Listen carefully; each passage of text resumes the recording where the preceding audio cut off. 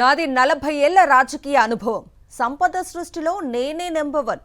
నేనేదో విజనరీని, పాలన అన్నది నాకు నల్లేరు మీద నడక అని వేదికలనెక్కి ఉపన్యాసాలు దంచే చంద్రబాబు నాయుడు మాటలన్నీ నీటి మీద రాతలే అనేందుకు ఒక ప్రత్యక్ష తార్కాణం కూటమి ప్రభుత్వం గద్దెనెక్కిన ఏడాదికే తేలిపోయింది. దేశవ్యాప్తంగా అన్ని రాష్ట్రాల్లో గత ఏడాది కంటే ఈ ఏడాది జీఎస్టీ ఆదాయం బాగా పెరిగింది. అయితే ఏపీలో మాత్రం అందుకు రివర్స్ అయింది. ఏపీలో జీఎస్టీ ఆదాయంతో పాటు ఇతర ఆదాయాలు కూడా ఈ ఏడాది ఘోరంగా దెబ్బతిన్నాయి. అసలు ఏపీలో ఈ ఆదాయాలు ఏ మేరకు తగ్గాయి, ఎందుకు పడిపోయాయి? Let's watch the story.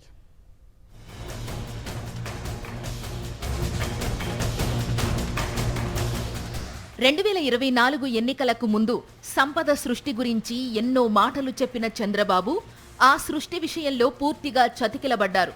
కనీసం రాష్ట్ర ఆదాయం పెరిగిందా అంటే అదీ లేదు. ఈ ఏడాది జూన్ మాసం విషయమే తీసుకుందాం. జీఎస్టీ ఆదాయం వృద్ధి 0. సాధారణంగా ఏ రాష్ట్రంలో అయినా ఏటికేడాది జీఎస్టీ ఆదాయం పెరగడమన్నది సర్వసాధారణం. అయితే రెడ్ బుక్ రాజ్యాంగాన్ని అమలు చేయడంలో మాత్రమే బిజీగా మారిన బాబుగారి పాలన కారణంగా గత ఆర్థిక సంవత్సరం కంటే ఈ ఆర్థిక సంవత్సరంలో జీఎస్టీ ఆదాయం 16 కోట్ల రూపాయలు తగ్గిపోయింది. 2024 జూన్ మాసంలో జీఎస్టీ ఆదాయం 3,651 కోట్లు. అదే ఈ ఏడాది జూన్ మాసంలో జీఎస్టీ ఆదాయం 3,634 కోట్లు. అంటే పెరగాల్సిన జీఎస్టీ ఆదాయం మరింత తగ్గిపోయిందన్నమాట.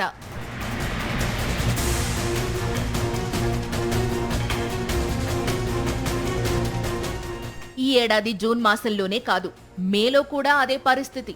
గత మే నెల ఆదాయం ఈ మే నెల ఆదాయంతో పోలిస్తే 2% ఆదాయం పడిపోయింది. ఇదే మే నెలలో దేశవ్యాప్తంగా అన్ని రాష్ట్రాల జీఎస్టీ ఆదాయం ఏకంగా 13.66% మేర పెరిగింది. ఇంకాస్త వివరంగా చెప్పాలంటే గత ఏడాది మే నెలలో ఏపీకి 3,890 కోట్ల జీఎస్టీ ఆదాయం వచ్చింది. ఈ ఏడాది మే నెలలో ఆ ఆదాయం 3,803 కోట్లకు పరిమితమైంది.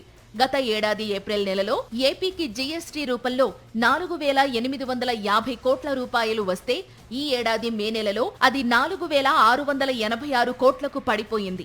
అంటే 3% ఆదాయం పడిపోయిందన్నమాట.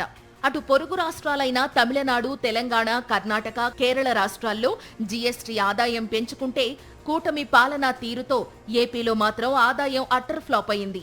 సీఎం చంద్రబాబు అధికారంలోకి వచ్చిన తరువాత అన్ని రంగాల్లో ఆర్థిక కార్యకలాపాలు కుంచించుకుపోయాయి. పథకాల అమలు అధ్వాన్నంగా మారడంతో ప్రజల్లో కొనుగోలు శక్తి తగ్గిపోయింది. దీంతో వ్యాపారాలు దెబ్బతిన్నాయి. ఈ వ్యాపారాల్లో తిరోగమనమే జీఎస్టీ ఆదాయం తగ్గుదలకు ఓ ప్రధాన కారణమైంది. అటు ఉపాధికి విఘాతం ఏర్పడడంతో రాష్ట్రంలోని చాలా కుటుంబాలతో పాటు యువత కూడా ఇతర రాష్ట్రాల బాట పట్టాయి. సంపద సృష్టి, ఉపాధి కల్పన లాంటి విషయాల సంగతి అటుంచితే కేవలం ఏడాది పాలనలో కూటమి ప్రభుత్వం 1,68,000 కోట్ల రూపాయలు అప్పులు చేసి రికార్డు సృష్టించింది. జీఎస్టీ సంగతి అటుంచితే రాష్ట్రానికి వివిధ విభాగాల ద్వారా రావాల్సిన ఆదాయం కూడా పడిపోవడం ఓ ఆశ్చర్యం కలిగించే విషయంగా చెప్పుకోవచ్చు. ఉదాహరణకు స్టాంప్ అండ్ రిజిస్ట్రేషన్స్ ఆదాయం 2023-24లో 9,542 కోట్లయితే 2024-25లో అది 8,837కు తగ్గిపోయింది. ఇక అమ్మకం పన్ను విషయంలో కూడా ఇదే దుస్థితి. 2023-24లో అమ్మకం పన్ను ఆదాయం 18,475 కోట్లు, 2024-25లో అది 17,422 కోట్లకు పడిపోయింది. పన్నేతర ఆదాయం 2023-24లో 7,633 కోట్లు కాగా సంవత్సరం మారేసరికి అది 6,791 కోట్ల రూపాయలకు తగ్గిపోయింది. ఇదంతా ఒక ఎత్తైతే కూటమి ప్రభుత్వం కేంద్రం నుంచి గ్రాంట్లు తెచ్చుకోవడంలో కూడా తీవ్ర అలసత్వం ప్రదర్శించింది. 2023-24లో ఏపీకి కేంద్రం నుంచి ఏకంగా 35,000 కోట్లు గ్రాంట్ల రూపంలో వచ్చాయి. అయితే 2024-25లో కేంద్రం నుంచి సుమారు 20,000 కోట్లు మాత్రమే వచ్చాయి.